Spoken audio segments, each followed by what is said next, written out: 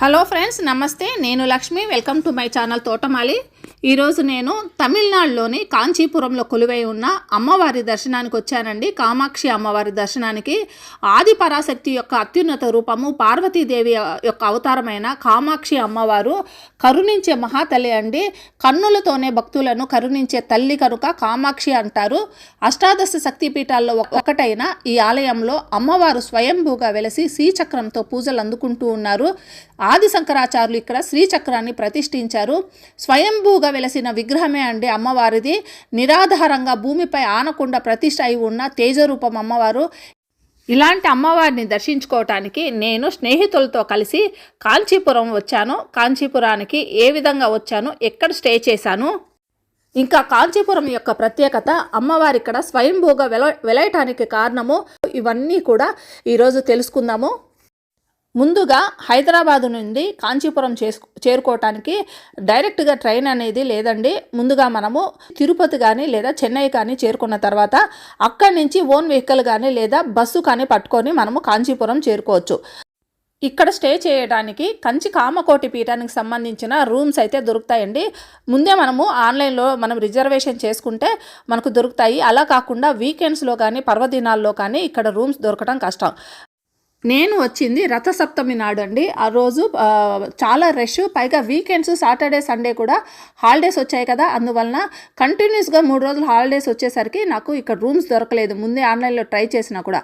అందువలన north side అమ్మవారి టెంపుల్కి నార్త్ గేటుకి ఎదురుగా ఉన్న ఎంబీజే ఈ హోటల్లో దిగామండి. ఒక రోజుకి 2000 రూపాయలు ఈ రూమ్ రెంటు. రథసప్తమి నాడు పొద్దున్నే 4 గంటలకంతా టెంపుల్కి చేరుకొని ఇంకా లోపలికి వెళ్ళి ప్రదక్షిణలు, అమ్మవారి యొక్క మంచి దర్శనము జరిగిందండి. ఇంకా బయటకు వచ్చిన తర్వాత నేను ఈరోజు ఒక మంచి విషయాన్ని మీతో షేర్ చేసుకోబోతున్నాను. అదేంటంటే నాకు యూట్యూబ్ నుంచి సిల్వర్ ప్లే బటన్ వచ్చి కూడా 2 నెలలు అయింది. కానీ ఒక మంచి టెంపుల్కి వెళ్ళి అక్కడే నేను దీన్ని ఓపెన్ చేయాలనేసి నేను ఓపెన్ చేయలేదు. అలాగే నా స్నేహితురాలైన నాగలక్ష్మికి ఈ టెంపుల్ గురించి అణువణువున బాగా తెలుసండి. ఎందుకంటే వాళ్ళు తిరుపతిలో ఉంటారు. తిరుపతిలో ఉండి ప్రతి నెల కంచికి వచ్చి అమ్మవారి దర్శనం చేసుకుంటూ ఉంటారు. ఈ విధంగా ఎన్నోసార్లు అండి, లెక్కలేనన్ని సార్లు కాంచీపురం రావటం వల్ల కంచిలో కామాక్షి అమ్మ టెంపుల్ గురించి ప్రతి అణువణువు ఆవిడకి బాగా తెలుసు. ఈరోజు కామాక్షి అమ్మ ప్రాముఖ్యత గురించి, కాంచీపురం గురించి ఆవిడ మాటల్లోనే మీకు తెలియజేస్తాను.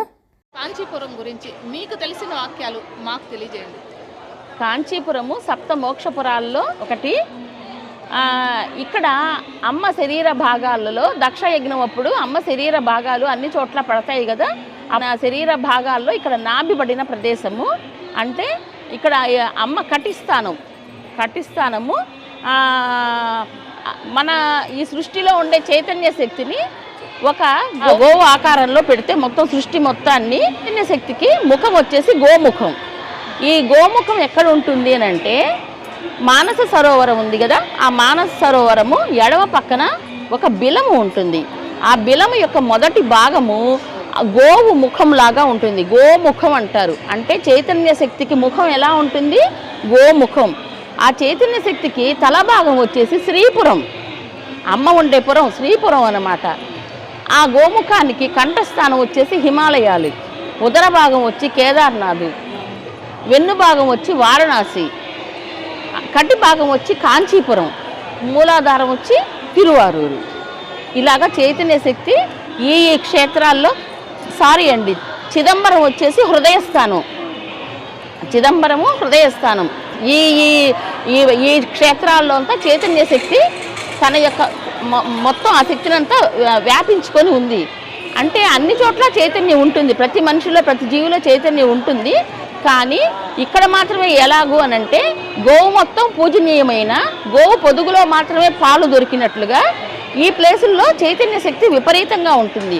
ఎవరైతే ఈ క్షేత్రాలకు వెళ్తారో వాళ్ళకి తన యొక్క ఆత్మశక్తిని, తన యొక్క స్వస్వరూపాన్ని తెలుసుకునే అవకాశము చాలా ఎక్కువగా ఉంటుంది. ఇది ఒకసారి ఊరికినే వచ్చి చూసిపోయే క్షేత్రాలు మాత్రం కాదు. అమ్మ ఇలాగా ఇక్కడ చైతన్య రూపంగా కూర్చుంది. అమ్మ పరబ్రహ్మ స్వరూపిణి, పరమాత్మ స్వరూపిణి, ప్రకాశ రూపిణి, విమర్శ రూపిణి, శివశక్తుల, శివుడు శక్తి ఇద్దరు కలిసిన ఆమె రూపం అన్నమాట. అందుకే ఇక్కడ ప్రత్యేకంగా శివయ్యకి ఆలయము లేదు. ఎందుకు అంటే అమ్మలోనే శివుడు ఉన్నాడు. మరలా కామాక్షి అని అంటారు కదండి. ఆ కామాక్షి అన్న పేరు ఎలా వచ్చిందనంటే లక్ష్మి యొక్క శక్తిని, సరస్వతీదేవి యొక్క శక్తిని తన 2 కళ్ళలో పెట్టుకొని అమ్మ అక్షులుగా ధరించి ఉంది. అమ్మ ఇక్కడ కామాక్షి అమ్మ మొత్తం కంచిలో 3 రూపాల్లో ఉంటుంది. ఒక రూపం వచ్చేసి కామగిరి, అమ్మ ఉండే ప్లేస్ని కామగిరి అంటారు. కామగిరిలో అమ్మ శ్రీచక్రంలో ఏమో కామకోటిగా ఉంది. అమ్మ విగ్రహ రూపంలో కామాక్షిగా సౌందర్య లహరిగా ఉంది. ఇంకోటి హస్తగిరి అని ఉంది. హస్తగిరిలో వరదరాజులు విష్ణు స్వరూపంలో కామాక్షియే వెలిసి ఉంది. ఇంకోటి శివగిరి అని ఉంది, శివకోటి.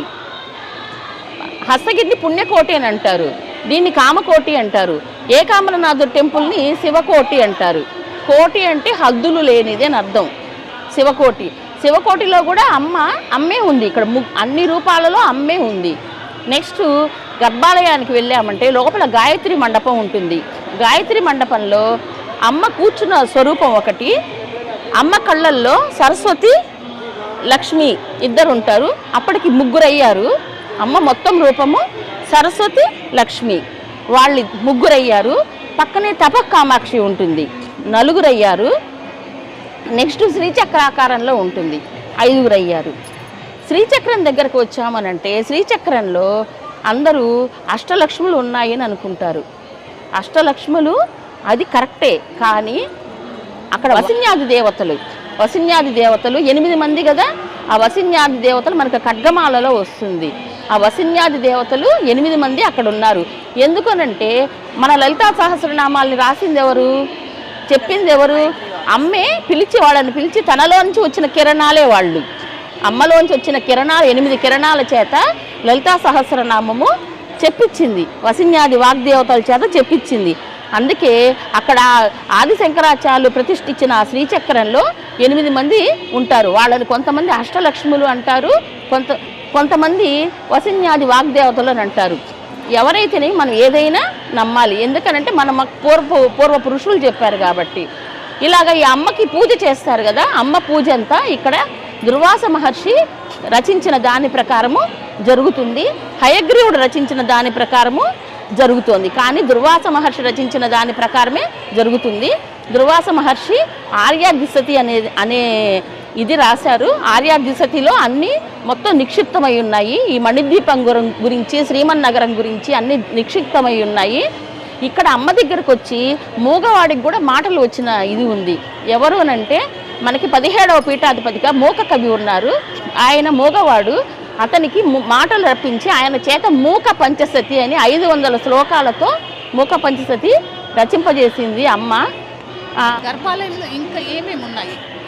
గర్భాలయంలో మీరు గాయత్రి మండపానికి లోపలికి వెళ్ళారు అనంటే, గాయత్రి మండపము అనంటే అది విశ్వకర్మ ఏర్పాటు చేసింది. అమ్మ చెప్తే 24 స్తంభాలు ఉంటాయి.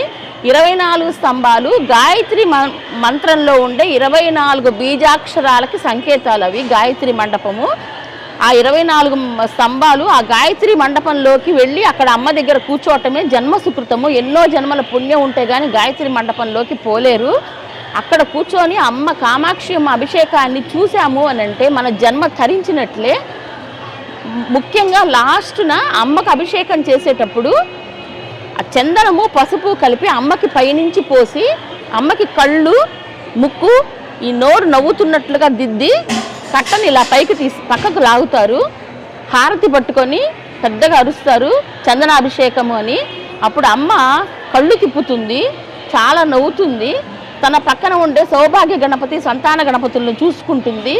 అసలు మనకి ఇంకా ఈ జన్మ చాలు, ఇది చాలు ఈ జన్మకి అన్న కళ్ళంబడి ప్రతి ఒక్కళ్ళకి, జడ స్వరూపాలకి, జడ మనసులకు కూడా కళ్ళంబడి నీళ్లు కాది తీరాల్సిందే.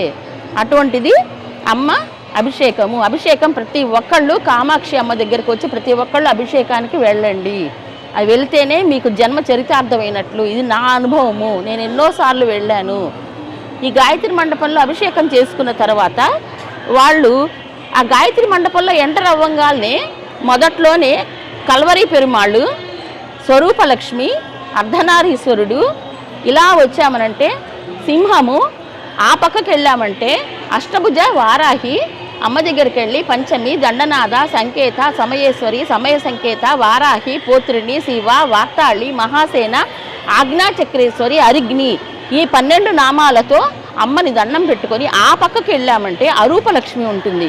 అరూపలక్ష్మిని వృద్ధ కామాక్షి, కుండలిని, అంజన కామాక్షి ఇలా ఇన్ని పేర్లతో పిలుస్తారు.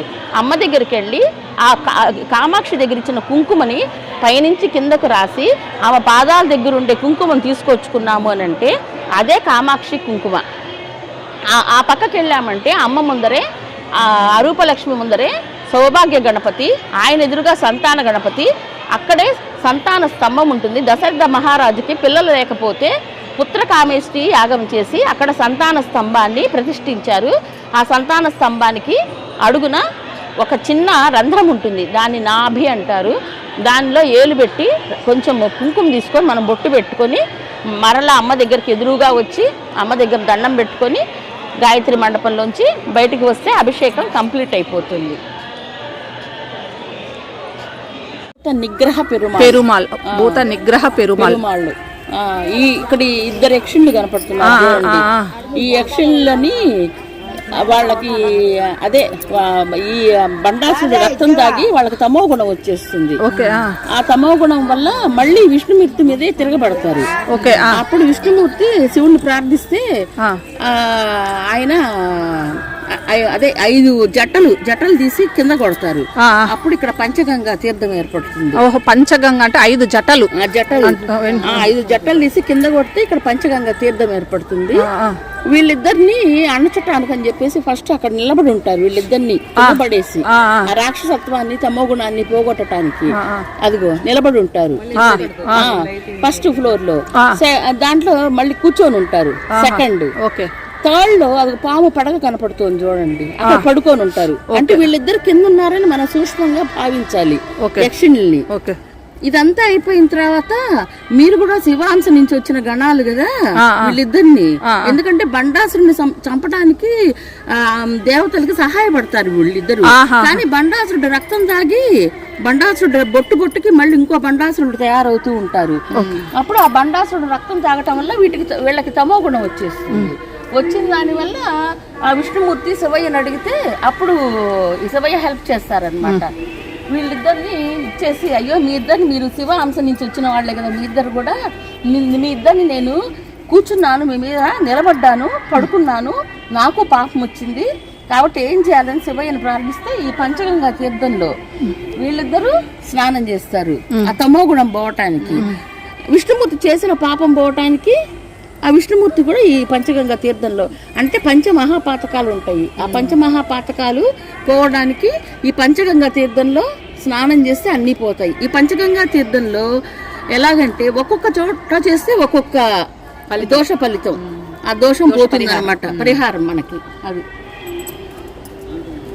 దీన్ని నీరాళి మండపం అంటారు. మధ్యలో ఉండేదా నీరాళి మండపం. ఆయన మొన్న చిన్నస్వామికి సన్యాసం కూడా ఇచ్చిన స్థలం ఇక్కడ తిరుమంజన గణపతి దగ్గర ఇచ్చారు. ఇటువైపు ఉంటుంది తిరుమంజన గణపతి.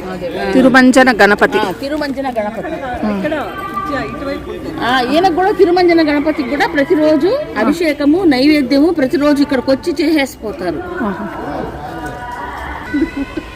అది బండాసురుడు ఉంటాడు, 4 ముఖాలతో. బండాసుర స్తూపమా? స్తూపం. మనం ఇప్పుడు ఇందాక జయస్తంభం ఉంది అన్నం పెట్టుకున్నామే, పైకి వచ్చేసరికి బండాసురుడు అక్కడ స్తూపం. అది నల్లగా ఉండేది. అష్టభుజ దుర్గా.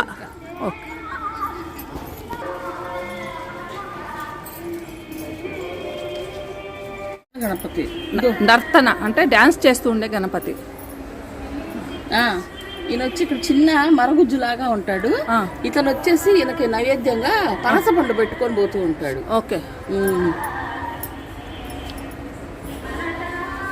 ఇక్కడ ఇది ఈ పైన ఇది శరవేశ్వరుడు. శరవేశ్వరుడు ఆకారమే వేరుగా ఉంటుంది. ఆయన తిరుమంజన గణపతి. అమ్మ చుట్టూ షోడశ గణపతులు ఉంటారు. షోడశ గణపతుల్లో ఈయన ఒక గణపతి. ఈయన్ని తిరుమంజన గణపతి అంటారు. ఈయనకు కూడా ప్రతిరోజు అభిషేకము నైవేద్యము అది అంటే అన్ని గణపతులకి చేయరు, ఈయనకు మాత్రం ప్రతిరోజు ఇక్కడ అభిషేకము నైవేద్యం. తిరుమంజన గణపతి మొన్న చిన్నస్వామికి సన్యాసం ఇచ్చారు కదా, ఇక్కడే ఇచ్చారు. ఓకే. చిన్నస్వామి పేరు గణేష్ కదా? గణేష్ ఆయన పూర్వనామము. తర్వాత చంద్రశేఖర పరమాచార్య అదే పెరియ పేరే పెట్టారు. యక్షిని వెనక నుంచి కనిపిస్తుంది, ఇటు పక్క నుంచి ఇద్దరు కనపడతారు. భూత నిగ్రహ పెరుమాళ్ళు ఆ యక్షుల అదే తమో గుణాన్ని అణచడానికి ఆయన పాదాల కింద వేసుకొని సూక్ష్మంగా ఉంటారు, పాదాల కింద వేసుకొని నిలబడ్డారు. ఆయన అనగల వాళ్ళు ఆ ఇద్దరు యక్షులు తమో గుణము. మళ్ళీ పైన వెళ్ళి కూర్చునేశారు, పైన కూర్చునేశారు వాళ్ళిద్దరిని యక్షుల్ని వేసుకొని. అయినా అనగల మళ్ళీ ఇద్దరు యక్షులు వేసుకొని పడుకునేశారు తన ఆశేష వాహనంలో. అప్పటికి అణుగుతారు. ఓకే. కూర్చున్నా అనగలేదు, నిలబడినా అనగలేదు, పడుకున్న తర్వాత.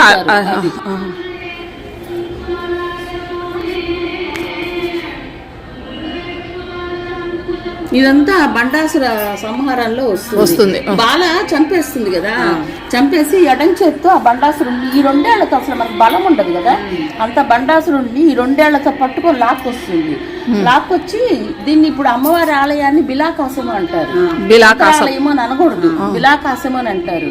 ఆ బిలాకాశం పక్కనే ఒక గుంట తీసి పూడ్చిపెట్టండి రా అని అంటుంది.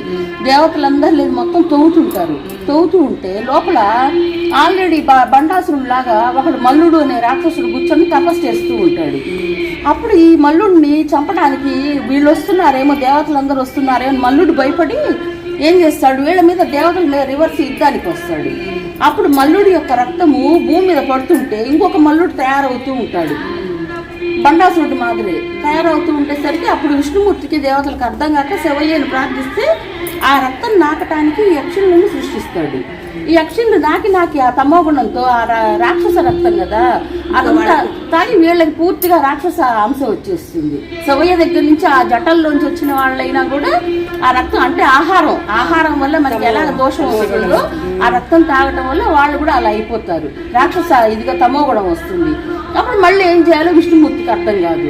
అప్పుడు శివయ్యను ప్రార్థిస్తే ఆ 5 జటలు తీసి కొట్టి నువ్వు వాళ్ళని అణిచి దీంట్లో పంచగంగలో స్నానం చెయ్యి అని పాప పరిహారానికి.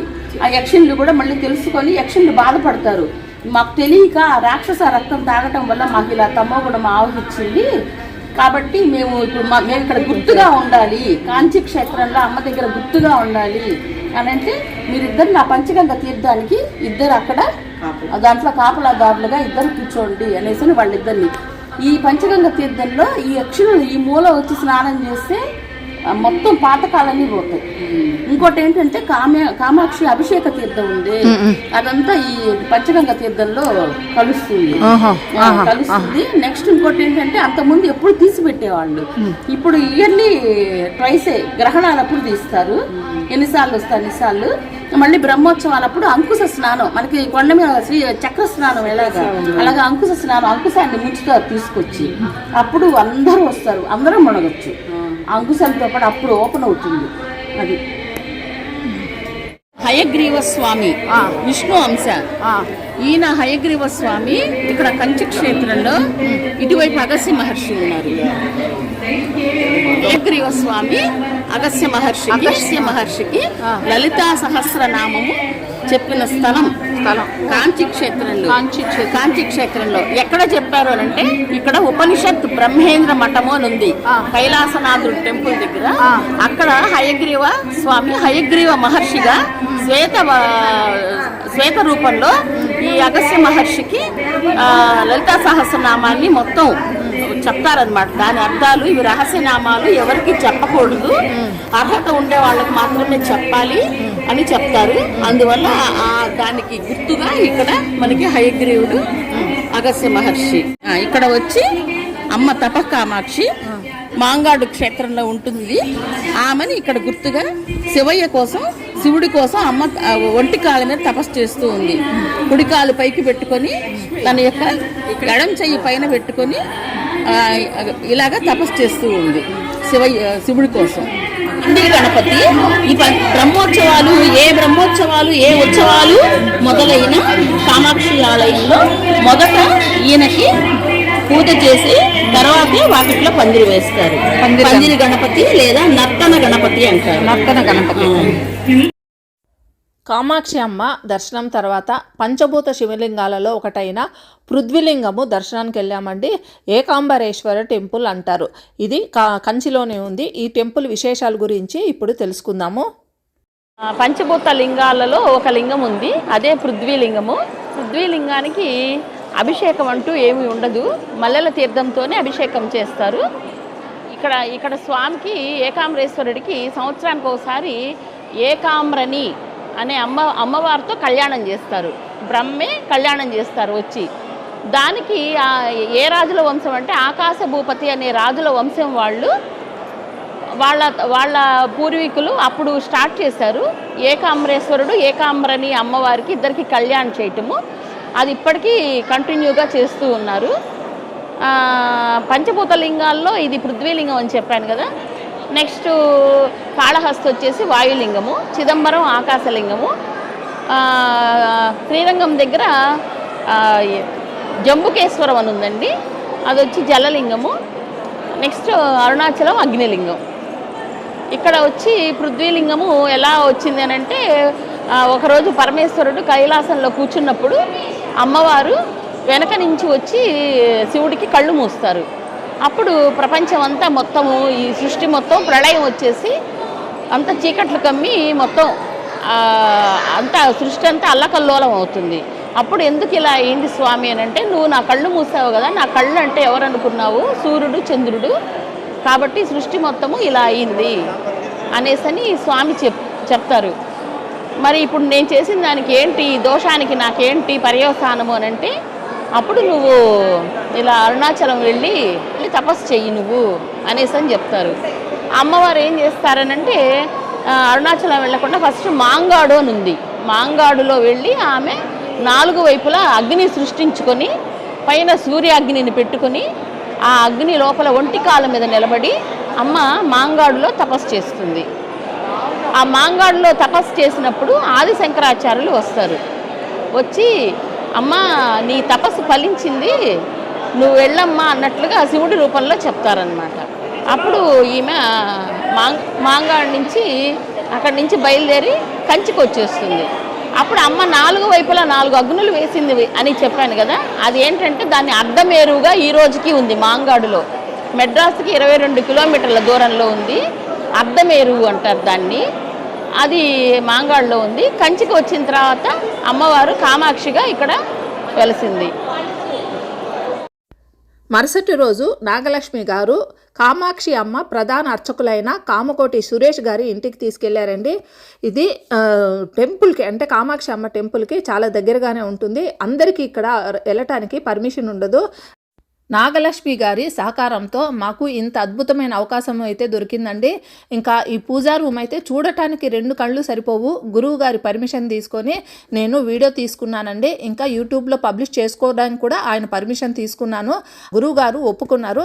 అంటే ఎందుకు ఇది అడిగానంటే, ఇంత అద్భుతమైన అవకాశం నాకు దొరికింది కదా, ఈ అవకాశాన్ని మీకందరికీ ఇవ్వటం ద్వారా ఈ అదృష్టం మీకు కూడా కలిగేటట్లు చేద్దామనే ఉద్దేశంతో నేను ఆయన దగ్గర నుంచి పర్మిషన్ తీసుకొని ఇక్కడ పబ్లిష్ చేస్తున్నాను.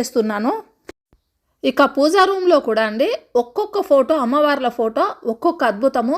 ఇంకా ఆ ఫోటోల గురించి కూడా విశదీకరించారు. కొన్నింటినైతే నేను షూట్ చేశానండి. మొదట్లో నేను వింటూ ఉండిపోయాను తన్మయత్వంలో. తర్వాత పర్మిషన్ తీసుకొని కొన్నింటిని లాస్ట్లో కొన్నింటినైతే షూట్ చేశాను. వాటిని పబ్లిష్ చేస్తున్నాను.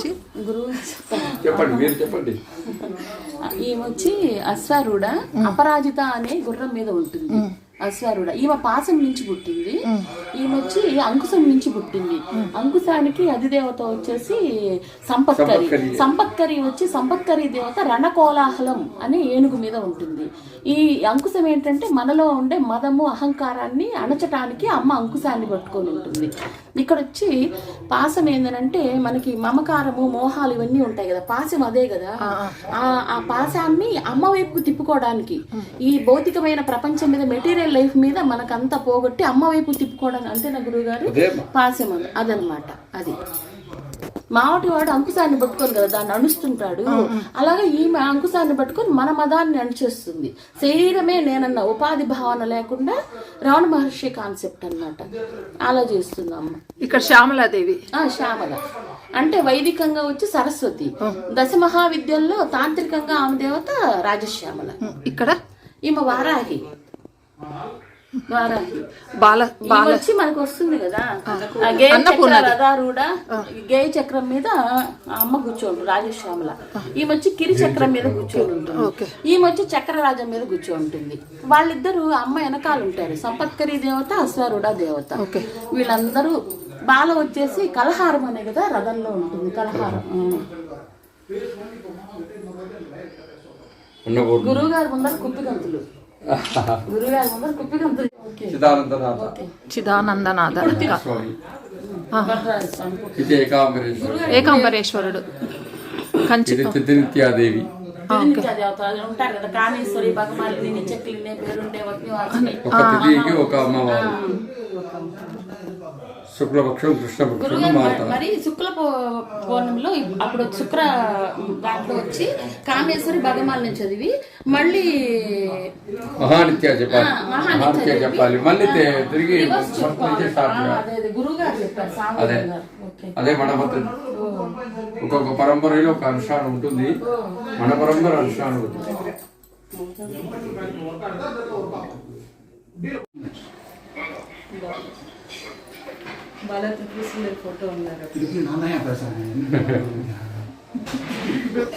సృష్టికర్త్రి బ్రహ్మరూప, గోప్త్రి గోవింద రూపిణి, సంహారిణి రుద్రరూప, తిరోదా నగరీశ్వరి, సదాశివ అనుగ్రహద పంచకృత్య పరాయణ, సచామర రమావాణి సవ్య దక్షిణ సేవిత. గురువు గారి ఇల్లే ఒక పవిత్రమైన దేవాలయంగా ఉందండి. ఎన్ని ఫోటోలు, ఎన్ని విగ్రహాలు, ప్రతి ఫోటోకి ప్రతి విగ్రహానికి ఉన్న హిస్టరీ అనేది చాలా గొప్ప హిస్టరీ. అది వింటుంటే ఒక ఒళ్ళు కూడా ఇట్లా తన్మయత్వంలో మునిగిపోయింది, పులకరించిపోయిందండి. ఇలాంటి దేవాలయం లాంటి ఇంట్లో వెళ్ళటము, ఇవన్నీ చూడటము, దర్శనం చేసుకోవటం అనేది మహాభాగ్యం మాకందరికీ కూడా. జీవితంలో ఒక్కసారి బహుశా ఇలాంటి అవకాశాలు దొరుకుతాయేమో. ఈ అవకాశాన్ని మీకు అందరికీ అందించడానికి నేను చేసిన ఒక చిన్న ప్రయత్నాన్ని మీరందరూ స్వాగతిస్తారని నేను ఆశిస్తున్నానండి. చివరగా గురువుగారి దగ్గర నుంచి కుంకుమ, అంటే కామాక్షి అమ్మ కుంకుమ, ఇంకా అమ్మవారికి అభిషేకం చేసినప్పుడు చందనము, ఇవి రెండూ కూడా తీసుకొని మనసు అంటే గుండెల నిండా సంతోషంతో తిరుగు ప్రయాణం అయ్యామండి. ఈ వీడియోను ఇంతటితో ముగిస్తున్నాను. ఈ వీడియో మీకు నచ్చినట్లయితే ఒక లైక్, కామెంట్ చేయండి. మళ్ళీ మరో మంచి వీడియోతో మీ ముందుకు వస్తాను. అంతవరకు బాయ్ బాయ్.